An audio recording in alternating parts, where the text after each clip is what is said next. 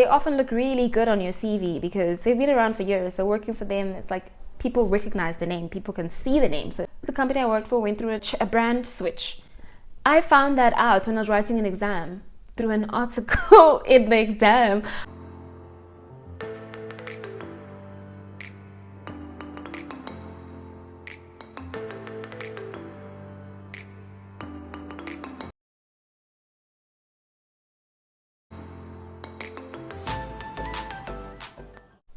Hi guys, welcome back to my YouTube channel. My name is Notando and I make videos on construction, lifestyle and travel. If you're new here, welcome, and if you're a returning subscriber, thank you so much for tuning in. Do not forget to like the video. On today's video, we're going to talk about the pros and cons of working for a big company. So let's get into the video.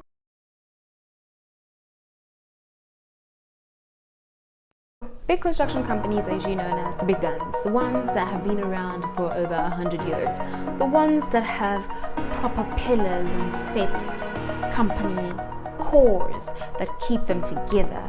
They have been building the country for centuries. How many years are centuries? Maybe a century if we look at it. Okay, like let me that. stop playing around. So, according to several sources, which I'll state in the description, large companies predominantly have over 1,000 employees, a full-time IT staff, including several specialists, several office locations domestically and internationally. There are more characteristics, but these are the main ones that stood out. Okay, yeah. So we're gonna go through the pros of working for a big company.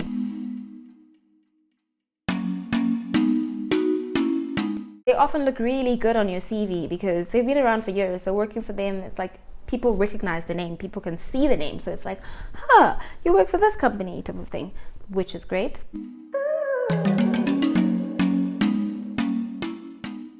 Company already has a structure in which and way it works. Because it's been around for so long, it has a formula, it has steps, it has rules, it has a box and a structure. So when you come into the company, they give you that this is how we work, this is who we are, and this is what's been working for us, which makes it easy as you come in because there's already a template that you just fill in instead of like starting off a new one. And that's one pro of working for a big company.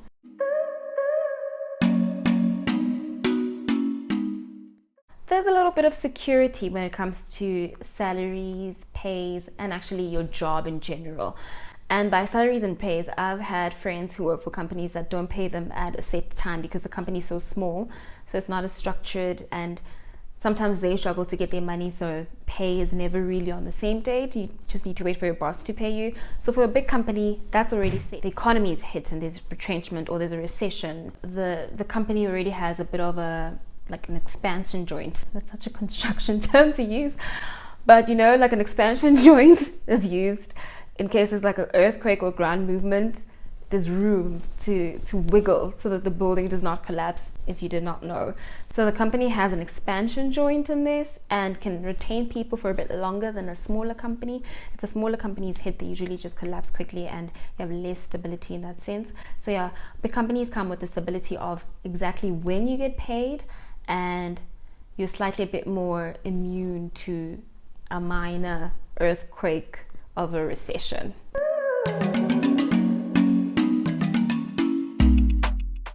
Bigger companies usually offer more and better perks which are paid not out of pocket or covered by the company, such as medical aid, insurance, psychologists. So yeah, that's another perk of working for a bigger company. There's more perks and benefits that are covered by the company.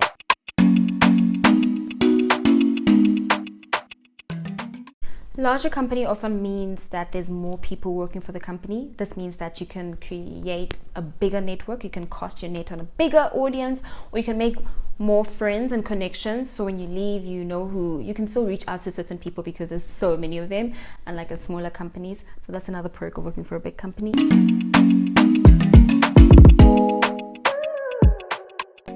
Bigger companies come with more opportunities and a bit more flexibility. So usually because the company is so big, there's probably branches that you can go to. So if anything happens and your branch is done with a project, let's say, they can send you to a different branch in a different province.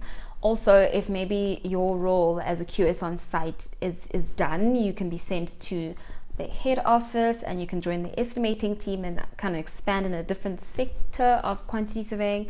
So there's a bit more scope and flexibility in where you can go, and also you can also negotiate which parts of the company you'd like to be, I don't know, extended to.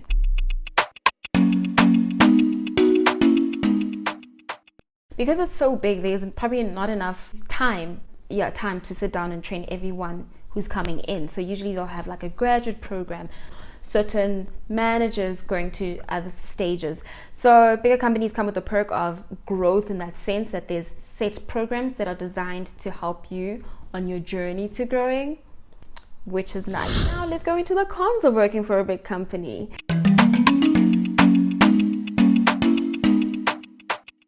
You might be lost in the crowd because there's so many people in the company. You need to do extra stuff in order for you to stand out and be remembered and be noticed. So it's easy for you to be forgotten, or for you to not feel like you're making a difference because the company is so big.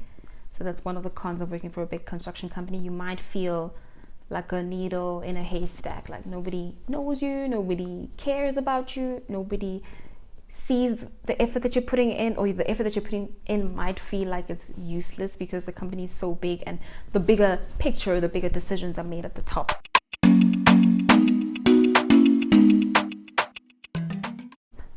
Getting ahead might be hard because there's so many people. There might be so much competition that you really need to be super outstanding in what you do to be seen, to be noticed in order to advance.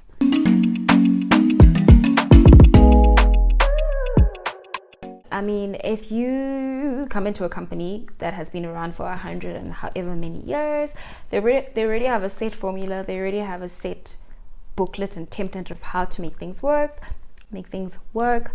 They've been through the trial and error, and if you're going to come in with your innovative ideas and try to change how they've done things, that might not be very welcomed. So with big companies, there's less creative thinking because they've worked on the set way of doing things, and if you're all about creativity or changing things, might not be for you. And the last con, which I'm going to mention in this video, is that there is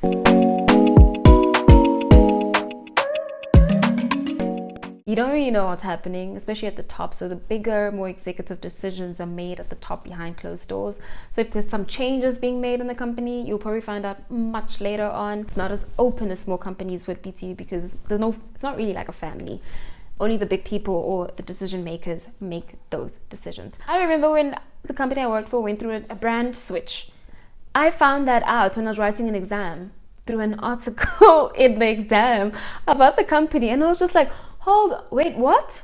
Well, I wasn't working then, I was still a bursary student. You literally don't know much until the rest of the world finds out. That's it for this video. I hope you found it useful, and if you are contemplating which company to choose, if you have the option, actually, you can think of all these things that I mentioned here. And stay tuned to my channel, switch on that notification bell, and I'll be doing another video about the pros and cons of working for a small company. Thank you for watching. See you later in another video, and do not forget to like, share, and subscribe. Mwah.